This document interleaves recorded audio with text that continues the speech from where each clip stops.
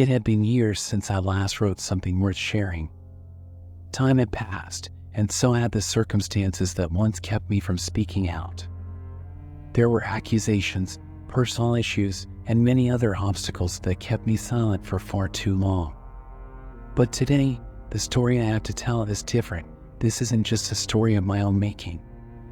This is the tale of a man named Jim, a patient who came into our ward one evening, hysterical, broken, and filled with a terror so raw that even now, I can feel the chill of it while I remember that night. It was a Thursday, a quiet evening like any other. The air in the hospital was sterile, the lights dimming as dusk fell. The clock struck 10:10 p.m. when we received him. The gurney arrived with a man whose face was coated in blood, his features twisted in a look of sheer horror. He screamed as they wheeled him in, his voice ragged and desperate. He kept repeating the same phrase over and over again, but it wasn't coherent, just fragments that sounded like a fever dream. They got my eye. I can see them right now. Help. They sons of bitches are. I see them. On and on and on. We had no idea what we were dealing with, but the terror in his voice sent a wave of unease through the staff. The nurses rushed to stabilize him while the doctor tried to assess the situation. The man, who we later learned was called Jim, had sustained some cuts, superficial injuries across his cheek and neck. He was bleeding, but nothing too serious. He wasn't dying, but the fear in his eyes was something I couldn't ignore. His skin was cold, clammy, and his entire body trembled as if he had been through something far worse than any physical wound could account for. I tried to talk to him, to calm him down, but the more I spoke, the more his panic escalated. It took hours before we could get him to a point where he could form sentences without screaming. I sat with him, the only one in the room who dared to be close, and after a while, he began to tell me the story. But even as he spoke, I couldn't fully comprehend the depth of his terror. What he was describing didn't seem to belong to this world. He told me he had been outside, raking leaves, as the sun set and the sky turned a purplish hue. The stars were beginning to appear overhead, and a fire crackled softly in the distance. The evening had been peaceful, serene, almost idyllic, but something changed.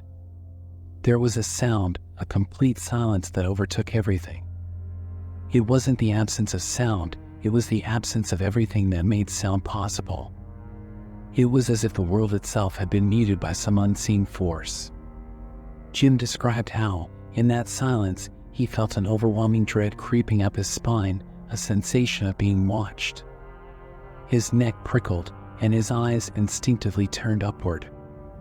He saw it then, something hanging over his house, something that shouldn't have been there. At first, it was just a shape, hovering above, casting no shadows. It didn't belong to the world he knew. It looked like a black, featureless disc, like a dreidel suspended in the air, its edges curling inward in a way that defied physics. It didn't move, yet it was undeniably there, watching him. And then, before he knew it, everything around him went dark. The next thing he remembered was falling, but he woke before he hit the ground, and that's when they took him. They took my eye, Jim said, his voice barely a whisper now. His hands shook as he clutched the sheets in a feverish grip. I can't explain it, but they did something to me. It's with them now. They took it, and with it, I can see things. Horrible things. I can see them even now. His voice faltered, breaking, but he continued. I'm not crazy, I swear to you.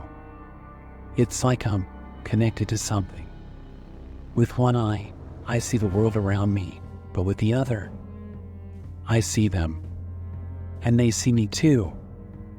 I didn't understand. I couldn't. But the more he spoke, the more I felt it, that creeping dread, settling in the pit of my stomach. He wasn't just talking about some strange event. He was describing something ancient, something dark and unfathomable, something that he couldn't fully understand himself. Whatever it was, it had taken root in him, and now I was following him, watching him through his stolen eye. Jim refused to speak to anyone else about it. He was terrified that if he did, they would lock him up, label him insane. But to me, he spoke freely, as though he could sense my skepticism, or maybe he simply felt I was the only one who would listen. "They're not just watching," he said, his eyes wild with panic. "They show me things, horrible things. Things I can't unsee. Things no one should ever see. I've seen it done to animals, to people, things so terrible, so unholy, I can't even describe them. And what I've learned, what I know now, is that they're not just watching. They're waiting." Waiting for what? I didn't ask. The air in the room felt heavier, colder, as if something were pressing down on us, and I couldn't shake the feeling that Jim was speaking the truth. The truth of something beyond our comprehension. The nurses had to sedate him again before he became uncontrollable, but before they moved him to another ward, he looked at me, and his voice dropped to a whisper. "They'll come for you too. They'll come for everyone. They won't stop. Not until they've shown you what they've shown me." The next day, Jim was gone. He was transferred to another facility, and that was the last I ever heard of him. No one would talk about him. There were no records, no follow-ups. It was as if he had never existed. But I couldn't forget the look in his eyes, the way he spoke of the things he had seen. And every night since, as I lie awake in my own bed, I feel it too, the watching, the presence just beyond the edge of my vision. For weeks, I tried to ignore the creeping dread.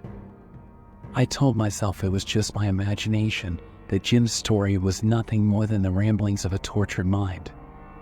But it wasn't long before I began to hear things, whispers in the dark, a distant humming sound that seemed to come from nowhere.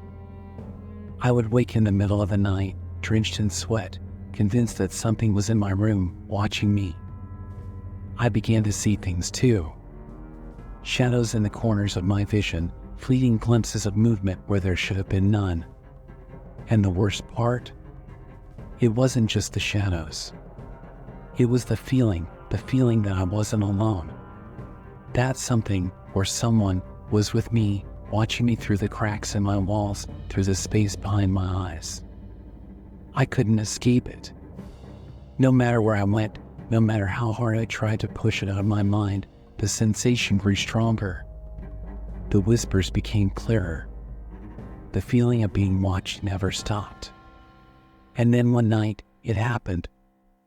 I woke to find a note on my doorstep. It was simple, written in a hurried, trembling hand. "They see you. You can't hide. They'll take your eye too.